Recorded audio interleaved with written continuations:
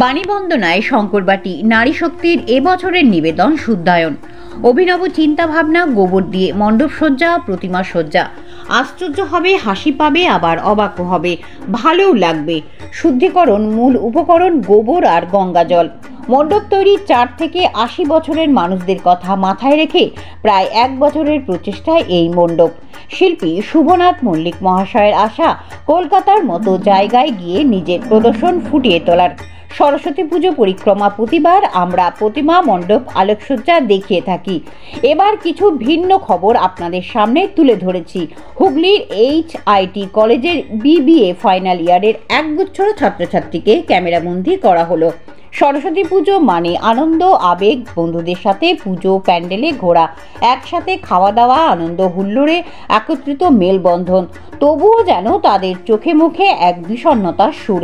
এই বিষণ্ণতার কিছুই নয়, তারা ফাইনাল ইয়ারের ছাত্রছাত্রী। পরের বছর থেকে কর্মজীবনের প্রত্যেকের ব্যস্ততাকে কোথায় ছড়িয়ে ছিটিয়ে যাবে কেউ জানে না।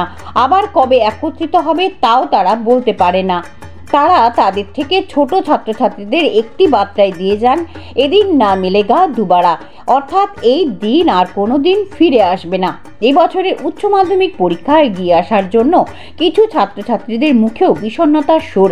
তাদের বক্তব্য অনুসারে তারা প্রতি বছর স্কুলে স্কুলে বন্ধুরা মিলে ঘুরতে যাওয়া, স্কুলে সরস্বতী পুজোতে অংশগ্রহণ করা, ক্লাসরুম সাজানো, পাড়ার সরস্বতী পুজোতে অংশগ্রহণ করা, আলপনা দেওয়া কিছুই এবার আর হবে না।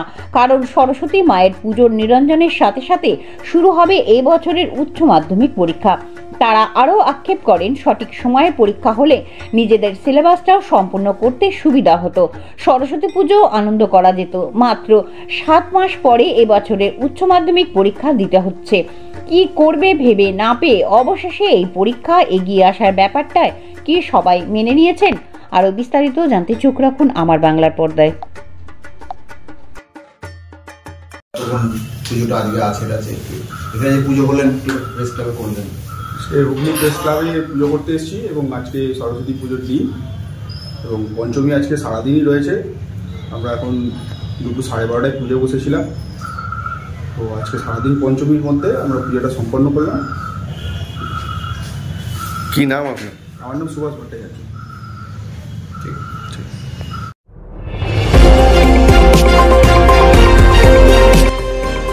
আমার বাংলা, সঙ্গে থাকুন, সঙ্গে রাখুন আমার বাংলা।